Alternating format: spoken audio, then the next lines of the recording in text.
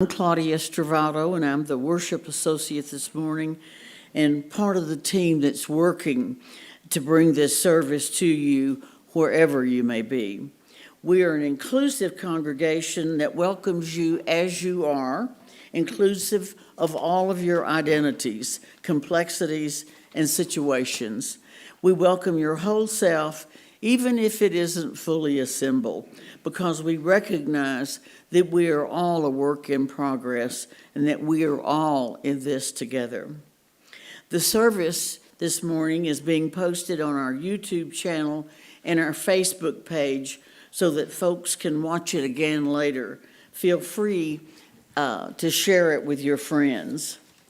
Now for a moment, you can start talking to one another again. So please feel free to stand and greet one another.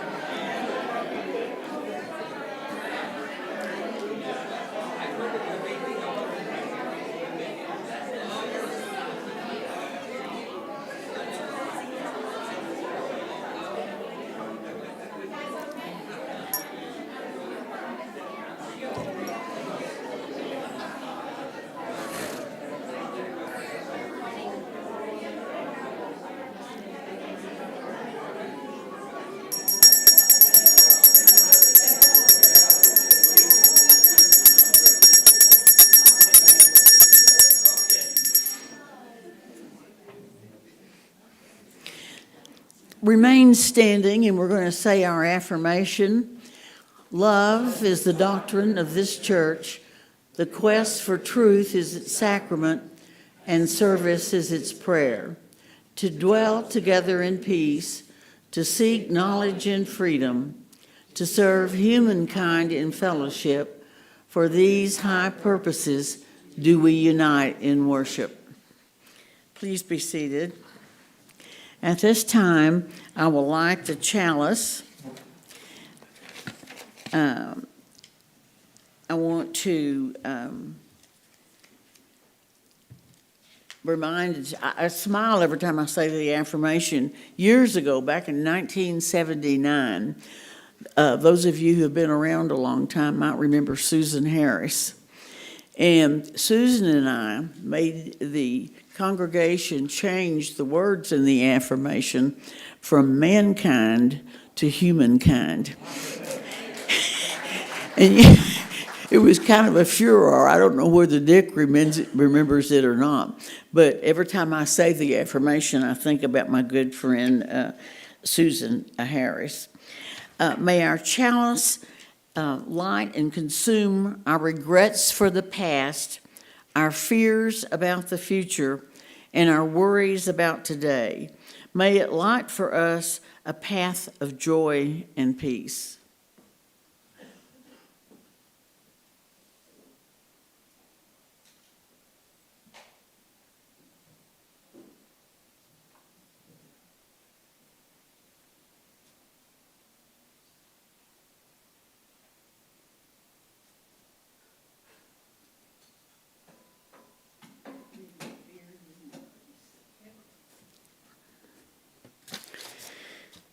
Okay, at this time, we're going to have a reading by our AV leader who makes this work, Richard Fennell.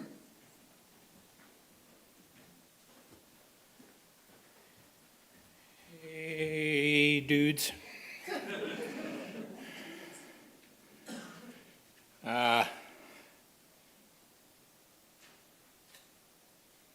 Forgive me if my readings and my music selections seem a little negative toward God. I think if that's not my intention. I think if you're the all-knowing, all-loving creator of everything, you can probably take a joke. So, so this is a conversation between friends.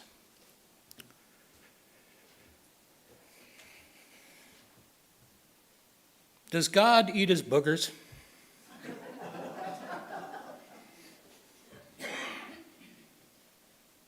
No, of course God doesn't eat his boogers. But I thought God could do anything. Well, he could eat his boogers, but he just wouldn't.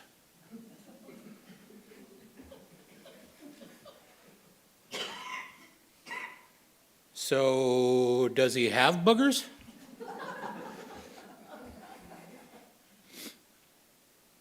I don't know. I don't think God has boogers. Well, God can have anything he wants. Well, I don't think God wants boogers. I don't think we can understand the mind of God. We can't.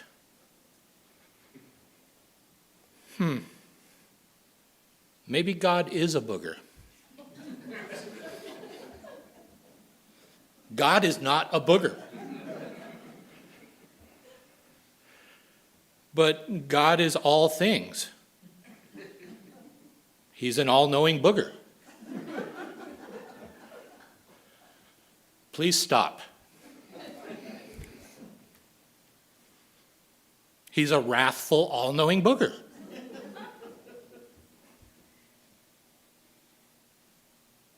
I'm not talking to you anymore.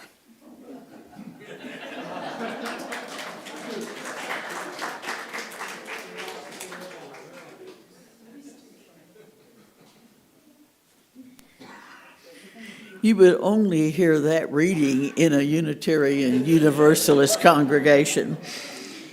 We're going to have the sharing of joys and concerns now, and if you would come up, and when you share your joy or concern, if you'll give your name, and I will light a candle first.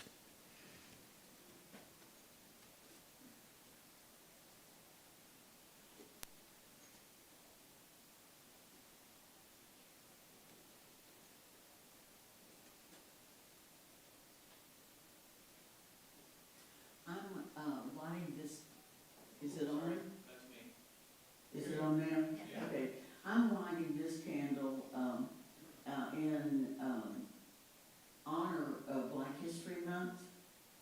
And if you watch Sunday morning this morning, you learned that it was Harry Truman, the haberdasher, who integrated the U.S. military.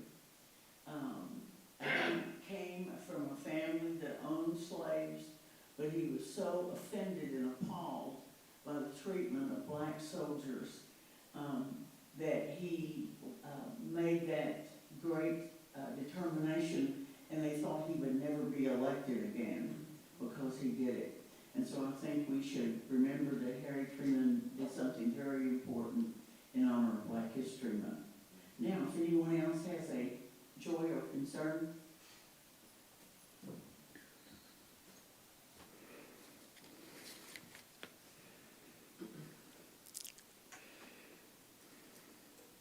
My name is April.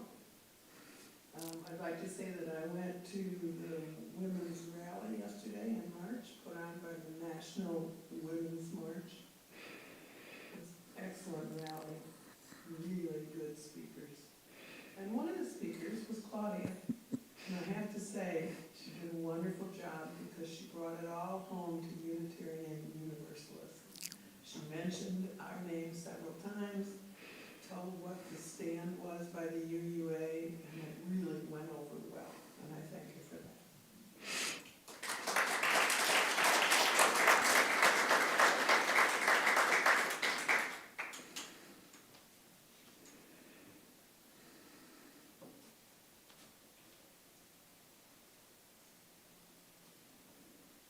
Hi, my name is Rosemary, and this is a candle of remembrance. This coming Thursday will be 5 years since my husband Bill passed. So if you keep him in your thoughts, sweet.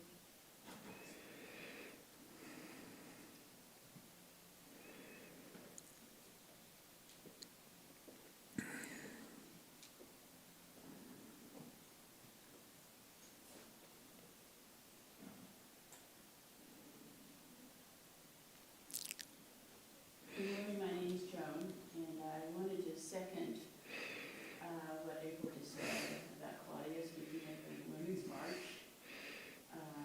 She was wonderful, she was clear, she gave the Unitarian Universalist perspective, and we really appreciate her for showing up for that. And so thank you, Claudia.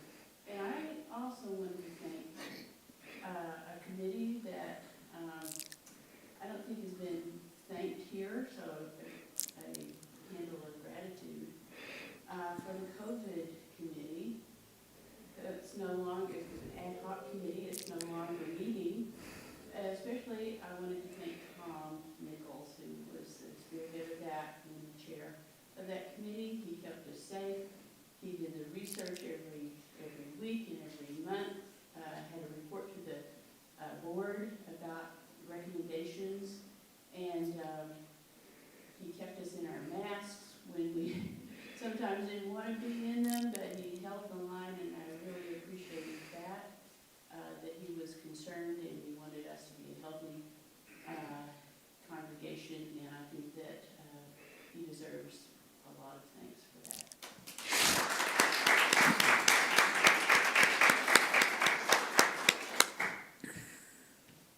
Hi, I'm Joanne, and this is a candle of joy for my son and my daughter-in-law, and for my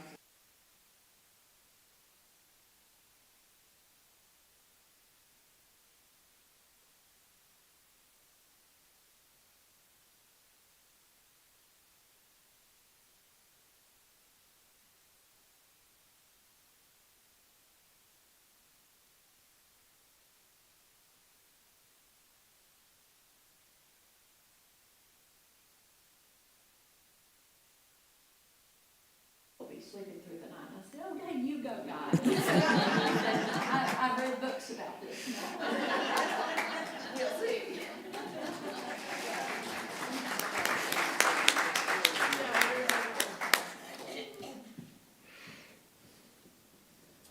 Just a quick salute. I'm Richard Mosley.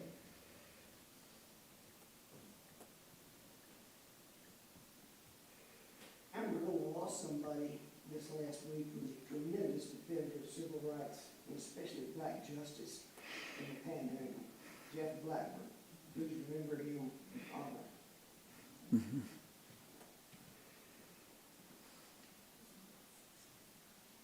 Honorable man.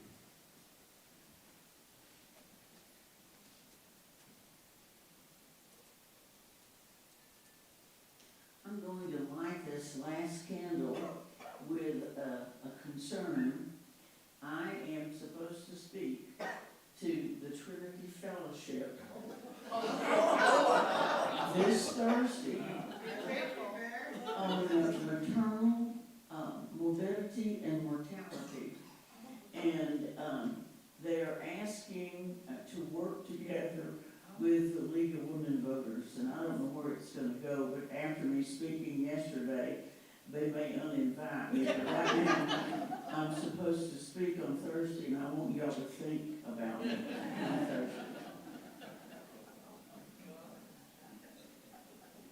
This candle is for all the joys and concerns deeply felt, but not shared here today.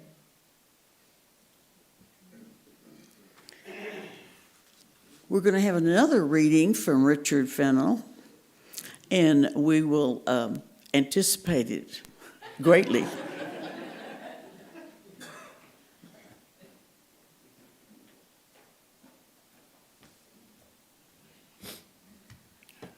Hello again, my dudes.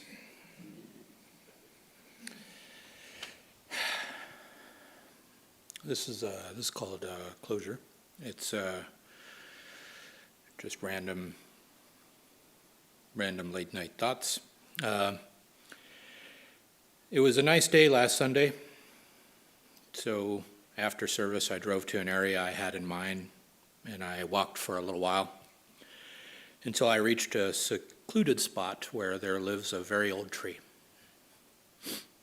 I took off my backpack and I sat down, and I enjoyed the lack of city noises. All I could hear was the wind whispering secrets in a language that I don't quite understand, even if it sounds vaguely familiar. I tried many times over the last 15 years to convince my mother to put on her walking shoes and go out and explore the world around her, both for the adventure and for her health. But she wasn't interested. She had given up caring about, well, anything, and every attempt to change that would be in vain. I remember inviting her a couple of times to come with me to this spot underneath this tree. It was magical, I told her, but she wouldn't come. The first time it was too hot, the next time it was too cold. There was a time when she couldn't resist such an invitation. If she'd catch word of a place that was full of energy, or some place where the veil was thin, she'd be all over that. She'd drop everything to go there, and she'd sway about and gesture wildly. I'm more in tune with this, than most people. I know, Mom.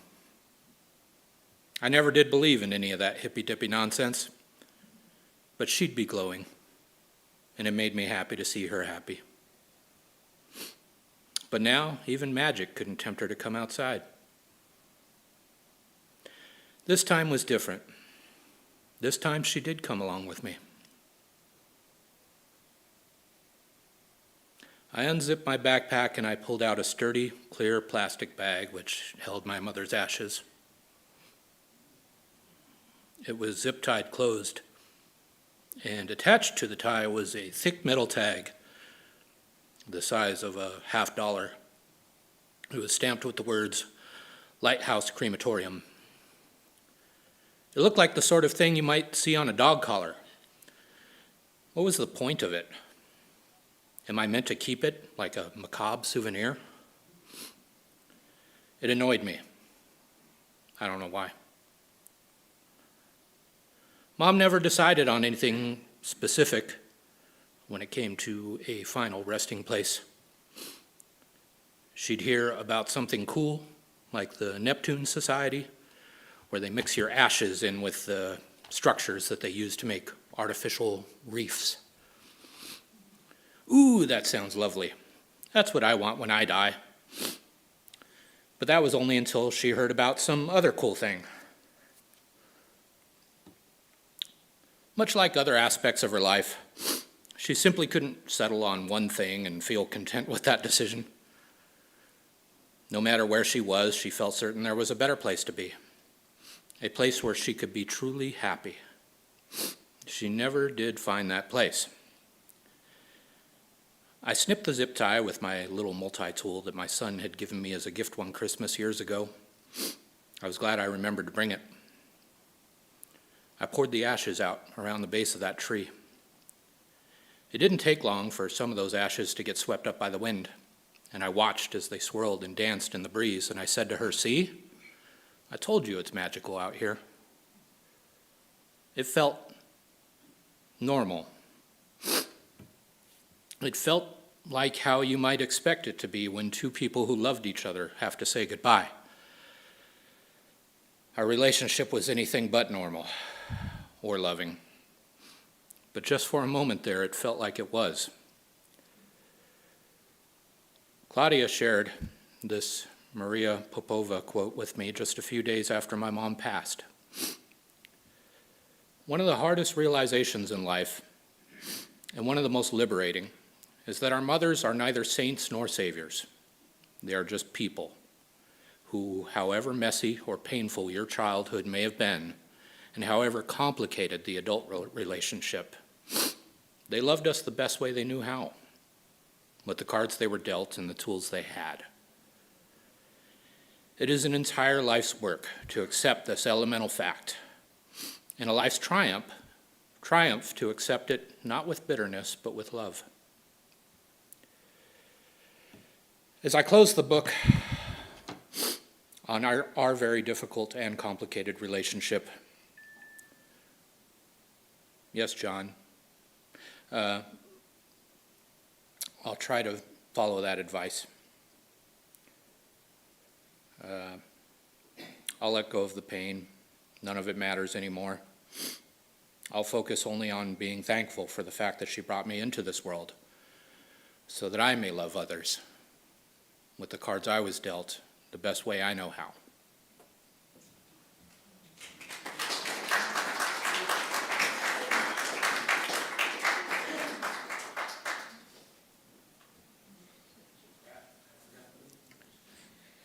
We're going to have a moment of Thank you. centering and meditation, and I think that Richard's comments in his reading are enough for us to center and go into deep meditation, if you will.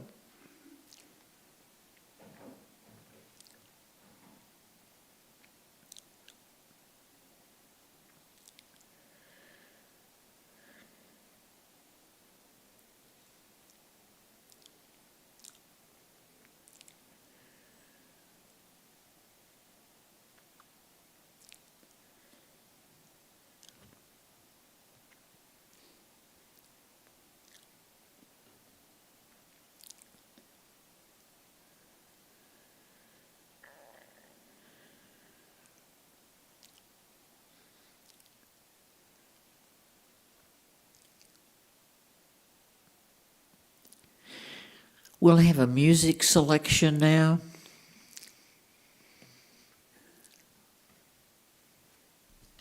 Two, three, four.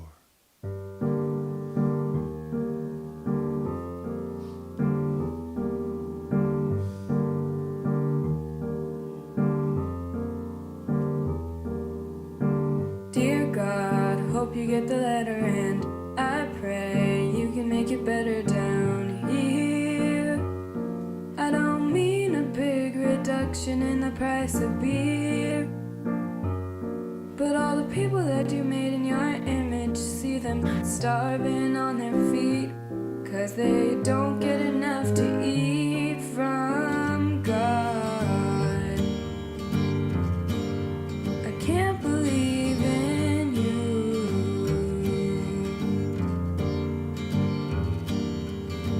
Dear God, sorry to disturb you, but I feel that I should be heard loud and clear. We all need a big reduction in amount of tears. And all the people that you made in your image, see them fighting in the streets, 'cause they can't make opinions meet about God. I can't believe in you.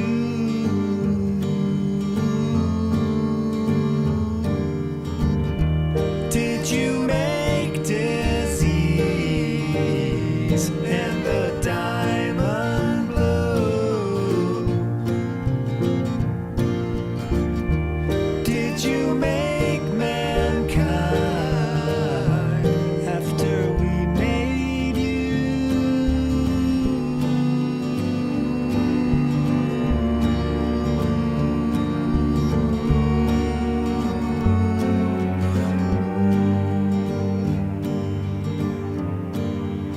And the devil too.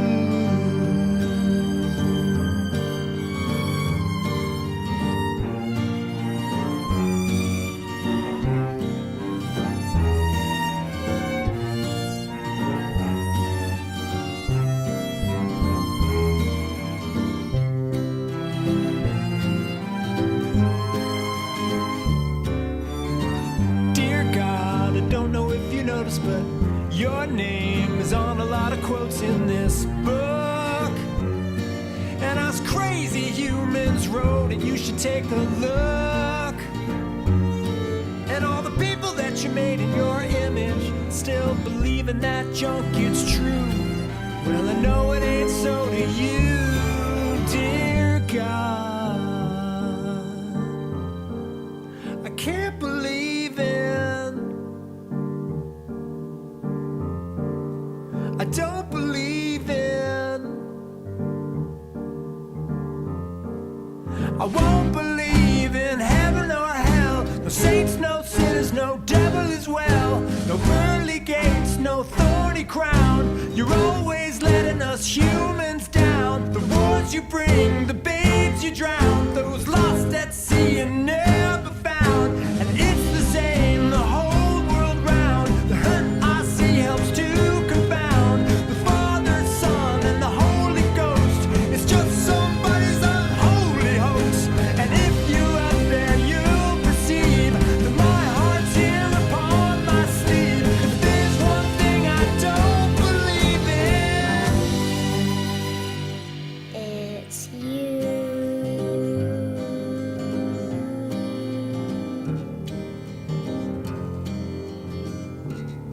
Dear God.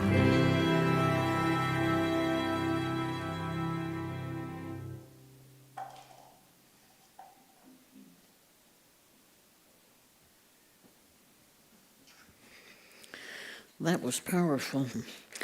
I want to introduce our speaker today, and I'm getting really clever with technology.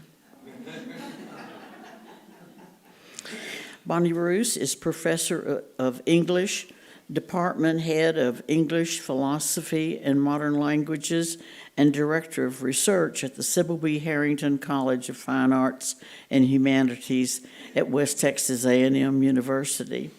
She teaches modernism, post-colonialism, world masterpieces, and occasionally art history. And she and her husband have been good enough to come and speak to us, including today. And her husband, Alex Hunt, spoke to us a few months back. Would you please welcome Dr. Bonnie Roos?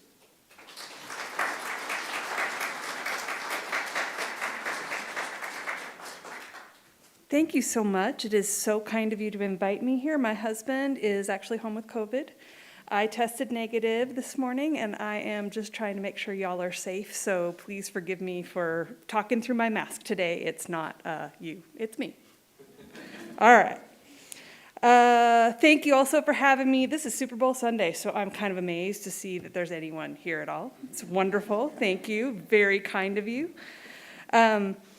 I was so excited to be asked to speak about James Joyce and spirituality to this group of people that I so admire that I accepted the invitation without thinking about what that exactly meant and how you could do that. The problem is that the invitation was generously given to allow me to talk about one of my favorite authors, but I also know that no one else reads Joyce unless they absolutely have to and their English teacher made them. And so I can either talk about James Joyce to the three kind but mentally suspect people who have also read him, or I can just talk about Joyce and spirituality more generally, which raises another problem that anyone who knows Joyce will have already spotted. He is not at all spiritual.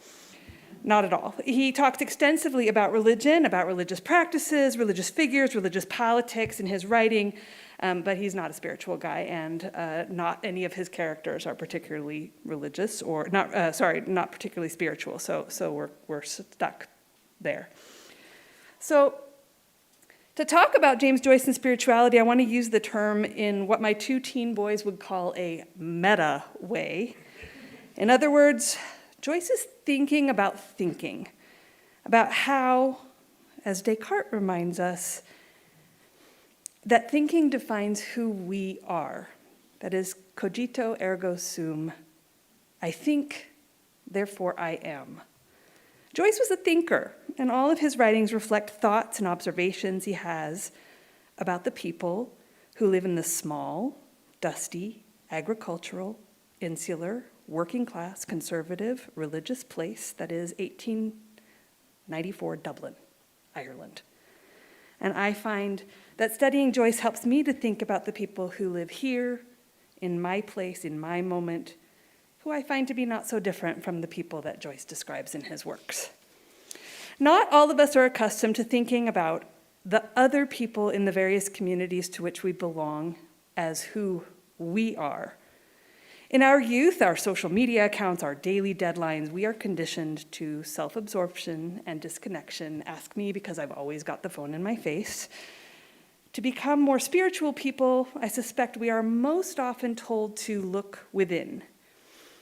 But this approach downplays the importance of observing and listening to others as an essential tool in understanding ourselves. I don't mean that we have to let others define us exactly. I do mean it's not that we can't escape where we come from. After all, Joyce himself left behind Ireland for Paris, Trieste, Zurich, and he never really returned. But I do mean that the voices we choose to listen to, the people we choose to spend time and observe closely and seek to understand in our busy and noisy and technicolor world, this thinking about those who mean something to us are ongoing markers of who we are. And Joyce himself, every story he wrote was a testimony to how the flawed and beautiful people of Dublin shaped him. Joyce understood this idea clearly in the very first story of Dubliners. It's called The Sisters. It has an unnamed boy protagonist who tries to understand the story that the adults around him are talking about. And he doesn't understand it, partly because he's just a kid. But he also doesn't understand it because the adults in the room are curating their telling of a sensitive subject. They keep him, a child, excluded. It's easy to imagine the adults in the room are just being mean, but really, the act is a kind of protection of childhood experience, like the stories we tell our children about where babies come from. And if this weren't a common experience, we would never have another argument about whether to teach sex education in schools. Nevertheless, the boy's in the process of growing up because he's aware that the adults in the room are keeping secrets from him. And the story that the adults are telling involves an elderly priest. And as they're talking, the boy recognizes that the story implicates him and his friendship with the priest.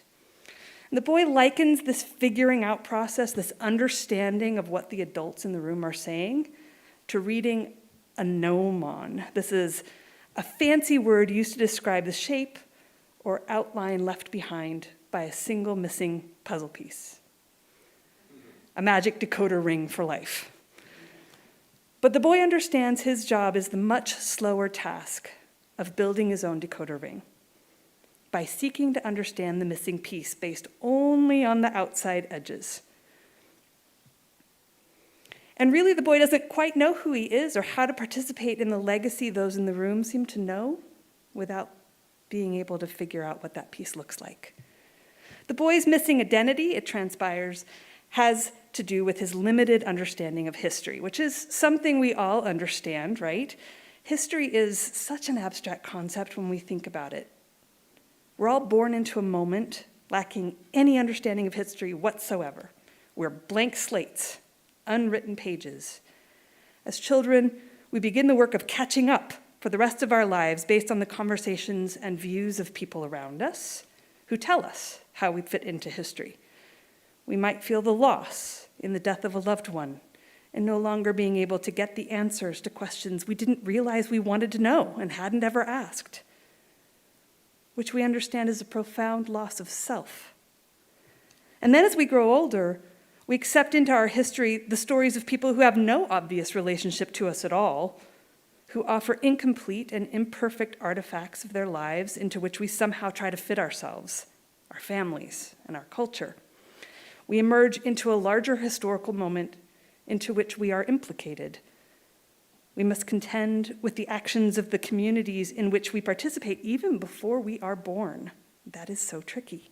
My sons, for instance, with their German and partly Nazi ancestors, will have to answer for crimes they do not yet fully understand exist and are not directly responsible for. Public museums are asked to return artwork to owners forced into selling during the Holocaust to children whose parents did not live through the Holocaust and may not have been the intended beneficiaries of the bequests. As we think about reparations that were never made in the aftermath of the US Civil War, Profits from a country, my country, that exploited and tortured millions of people in the pursuit of capitalism and entitlement. How will my children respond? Is it enough to add CRT courses, such as African American history? Since we live in Texas, shouldn't we teach Hispanic and Latinx history courses instead? And perhaps some of these courses should be dedicated to LGBTQ students.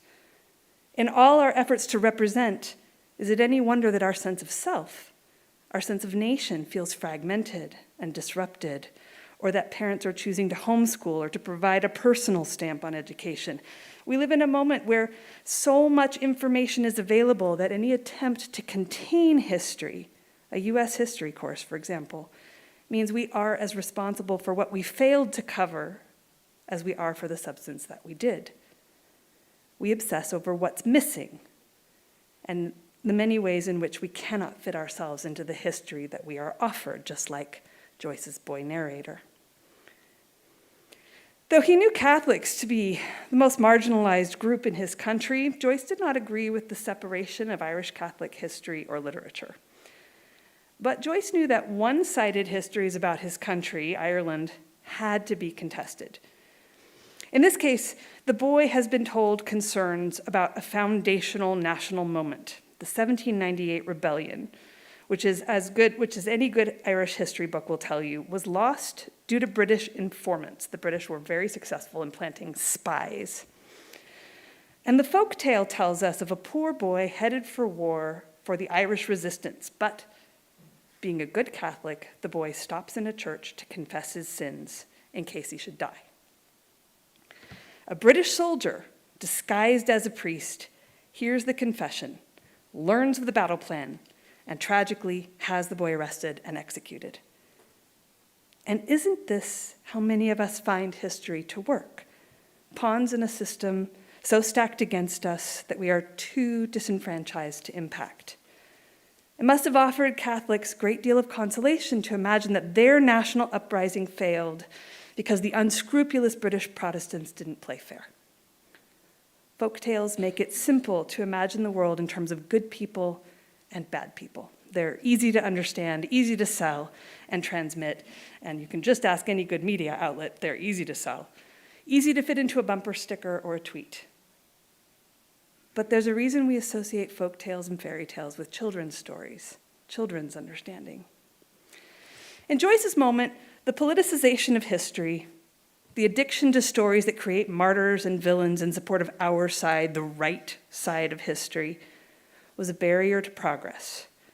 Folk tales and fairy tales don't demand that we ask good questions. We pat ourselves on the back for Biden's State of the Union address comeback when he sucked it to those Republicans who were threatening changes to Social Security and Medicare. But we aren't probably asking ourselves what happens when the money absolutely runs out. Change is coming. We have 7 years. You can tell us you aren't changing it, or you are. In 7 years, something's got to happen. In Joyce's case, Catholics rarely wonder aloud about the wisdom of sharing detailed battle plans with a priest one has never before met. No one criticizes the pious young soldier's indiscreet confession for prioritizing religion over nationhood. So the anonymous young soldier becomes a stand-in for the primary historical explanation for why the Irish Catholic have never been able to throw off colonial rule. Those damn British spies were everywhere. Which leaves the young Irish boys to look up to heroes who are naive, at best, or dim-witted, more likely, as the aspirational ideal for who they might become. It's like praising George Washington for truth-telling when he's caught by his father standing beside the apple tree holding the axe. Or my students, when I've asked for their homework, shaking their heads and smiling and telling me I ain't gonna lie. And it leads us mistakenly to ascribe to those most marginalized the responsibility for sins they did not commit. It was a nun, they say, who invented barbed wire. And it's not even just that these folk tales, when we accept them, become a stand-in for truth, as if they were actual evidence. It's also to the lengths to which these folk tales conceal a more complicated truth that itself prevents us from becoming empowered. The truth, which is the story Joyce's young boy narrator is trying to learn despite concerted efforts of the adults in the room to prevent him, was that the Catholic Church failed to support poor Catholics during the rebellion. The leading Irish Catholic Archbishop of Dublin during the 1798 rebellion explicitly exhorted Catholic priests to reveal plans for resistance to the British, even if it meant breaking the sanctity of confession. Surely some priests did so out of a sense of obedience to traditions of Catholic authority and hierarchy, which, by the way, is the same method we're using to train our children in our Texas school systems right now, I know. At least one priest, and probably the one from whom the folktale emerged, did share the penitent's confession with the British to prevent what we would call today an act of terrorism, the blowing up of a Protestant church on Sunday when all the soldiers' local wives and children would be gathering. The priest, like others who reported confessions to the British, received annual compensation from the British. Can we imagine that most people, most extremely poor people, wouldn't sell out their country to better feed their children? And of course, the Archbishop of Dublin gave in to the British because Britain promised Catholic emancipation if the church went along for the greater good, a bribe the British did not honor when the rebellion failed. Whatever other reasons for the Irish loss to the British spies disguising themselves as priests were not responsible. It was the Irish Catholic Church and priests who sold out their own people. Unfortunately, for the Catholic writers who wanted to tell their version, reflecting 80% of the Irish population, this was exactly the kind of story years of Catholic education had taught them not to tell, and perhaps not even to see. The Irish Catholic version of the 1798 rebellion is so biased that writers ascribe to Catholicism its leadership, when virtually all of the leaders of the rebellion were Protestant. Just like every year, I have to tell one earnest young Texas student that yes, indeed, Texas lost the Alamo. Lost it. I'm sorry to be the one to tell you. This is why Stephen Daedalus comments, history is the sow that eats its own farrow. History will eat us alive as a nation unless we contend more honestly with it. The good news for Joyce, I think, is that he finds optimism in the voice of his country's young people, as do I when I teach our students and when I see my children. At the end of the story, the boy confronts the priest's dead body. And through listening to the whispered stories of the most marginalized, in Joyce's case, cloistered nuns, the boy learns pieces of the truth. As far as we know, the boy remains naive, but in understanding himself as a gnomon, as someone shaped by exterior voices that now include a new arch, he is thinking and refusing to ignore the contradictions. It is this thoughtfulness, this fervent desire to contend honestly with his history and the role he plays in his nation that makes him heroic in Joyce's eyes, and in mine. In the words of Amanda Gorman describing our nation just now, the boy is unfinished, and I find comfort there. Aren't we all? And yet, as a first step to adulthood, the boy is already refusing to accept folk tales at face value. Surely this is what education, no matter what else it should do, should teach us. Isn't it time that we in the U.S. used our educational processes to do the same? Until we confront the possibility that our children may not be better off than ourselves, that not everyone sees this as a land of opportunity, that we cannot have it all because no one can, and something essential is always foregone, that we cannot continue to bank on an economy that will always grow based on more people and more money, when the environment demands that we shrink population and live lighter. That at their root, though they are both tremendously admirable ideals, equality and equity are opposed, not congruent, and therefore we must strike a balance between them. And until we are willing to do this, we will continue to live in a world of fairy tales. Like Joyce's boy, we face existential problems as a nation and as a world, and these are not insurmountable, but they demand that we have the courage to face them honestly. Our world needs thinkers, instead of politicians trying to sell us on who the good guys and bad guys are, or whether we're on the right side of history. And those thinkers need to be made up of listeners who understand themselves to be patterned by the compelling people who surround us in our daily lives and leave their imprint upon our souls. It is time for us to grow up, to put away childish things, or so Joyce thought about Ireland. Thank you.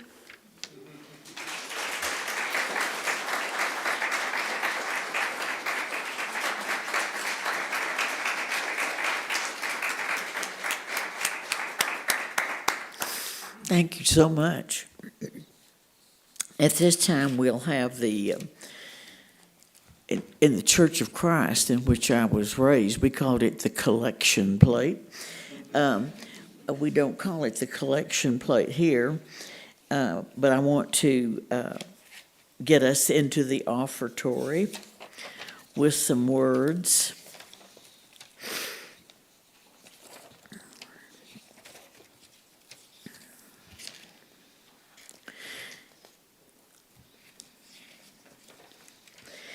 May we give this offering to sustain and grow the life and mission of this congregation. This is a really important congregation to many of us and has been for many years. May we give in love and in hope. If somebody will pass the collection plate.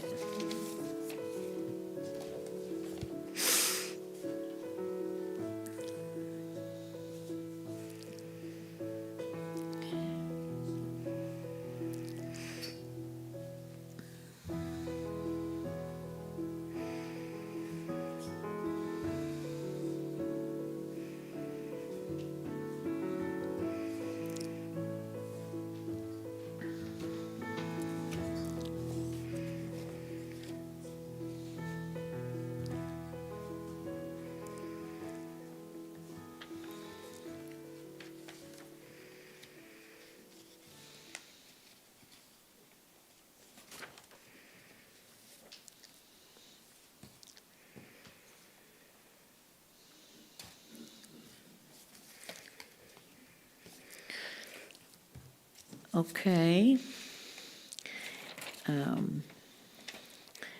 We will now have announcements. The Nothing Much Buddhist group meets every Monday at 7:30 p.m. on Zoom. If you're interested, there's several people here in the congregation who can give you more information. The book club meets the fourth Tuesday of each month here at the fellowship. And this month we're reading The Rabbit Hutch. And you have to buy it in a hardbook cover because the soft cover doesn't come out until June.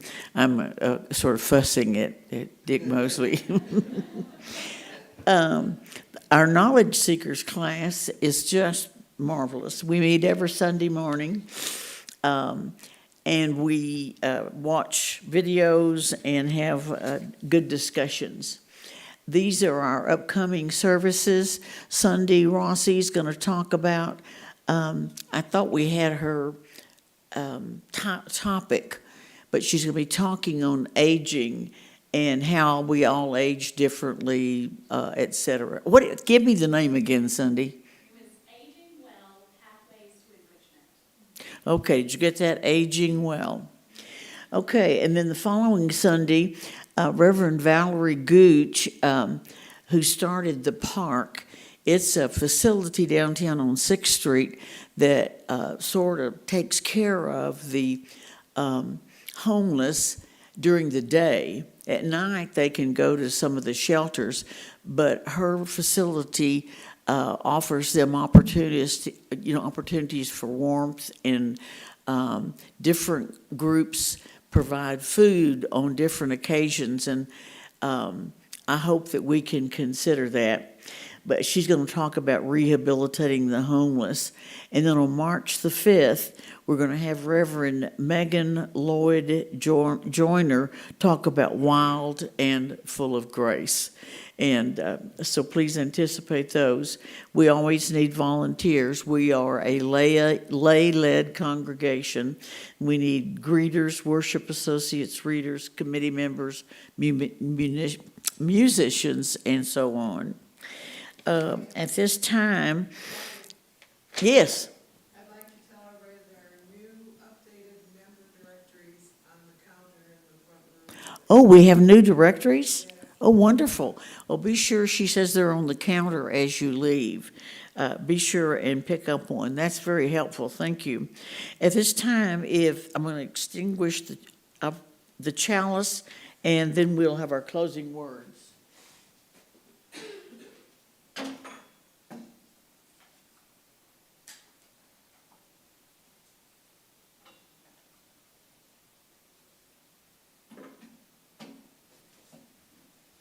If you'll please stand, and we're going to sing our special closing song, Spirit of Life.